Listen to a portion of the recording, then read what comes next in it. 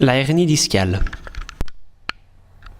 Le cas clinique abordé dans cet exposé concerne un homme de 54 ans, bûcheron de formation, fumeur et en surpoids, qui se présente pour douleurs chroniques avec dysesthésie et troubles moteurs séquelaires sur hernie discale malgré une opération chirurgicale 2 ans auparavant. La dysesthésie correspond à des troubles de la sensibilité, que ce soit une exagération ou une diminution de celle-ci. La hernie discale étant une maladie du disque intervertébral, il est nécessaire pour pouvoir comprendre cette lésion de décrire l'histologie du disque intervertébral. Le disque intervertébral est divisé en 3 parties. On retrouve les plaques cartilagineuses qui sont constituées de cartilage hyaline. Ces plaques cartilagineuses s'appliquent sur les plateaux osseux vertébraux et jouent un rôle capital dans la nutrition du disque intervertébral. On retrouve au centre une structure de consistance gélatineuse que l'on appelle le nucleus pulposus, qui est constitué de rares cellules et dont la matrice extracellulaire contient du collagène de type 3 et des protéoglycans. Le nucleus pulposus est adapté à la transmission, à l'amortissement et à la répartition des pressions. Et enfin, on retrouve l'annulus fibrosus, qui est une structure lamellaire qui entoure et protège le nucleus pulposus. Suite à un traumatisme aigu ou de faible intensité mais répété, on peut observer une fissure de l'annulus fibrosus. Cette fissure va permettre au nucleus pulposus de faire saillie à l'extérieur du disque intervertébral lorsque la pression le permettra. Il est à noter que les hernies discales se localisent préférentiellement en postéro-latéral car à ce niveau le disque intervertébral est plus mince.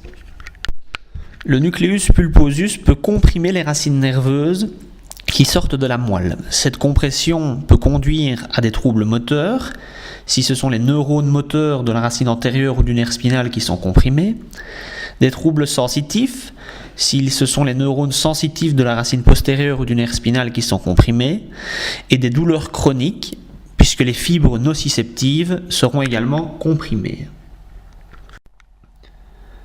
En ce qui concerne le traitement, dans un premier temps, on va prescrire aux patients des gabapentines, qui sont des médicaments qui sont censés entraîner une diminution des douleurs neurogènes, c'est-à-dire des douleurs qui sont inhérentes à une lésion fonctionnelle du système nerveux central ou du système nerveux périphérique.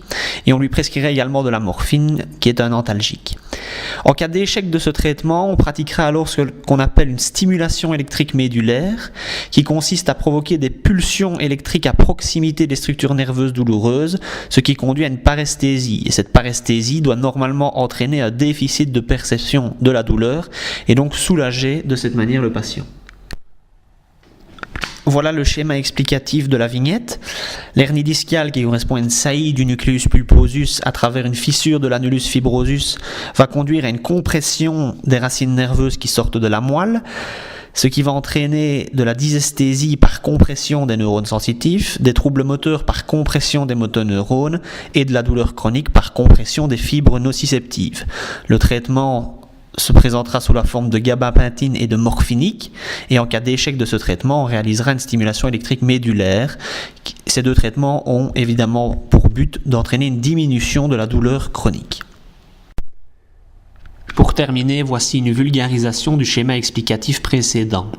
La hernie discale, qui correspond à une saillie du contenu du disque intervertébral hors de celui-ci, peut conduire à une compression des nerfs qui sortent de la moelle épinière, ce qui va entraîner des troubles de la sensibilité par compression des neurones qui véhiculent l'information sensitive, des troubles de la motricité par compression des neurones qui véhiculent l'information motrice, et enfin des douleurs chroniques par compression des fibres nerveuses qui véhiculent l'information douloureuse. Le traitement se présentera sous la forme d'antalgique et en cas d'échec de ce traitement, on réalisera une stimulation électrique de la moelle épinière. Ces 2 traitements visent à diminuer les douleurs chroniques.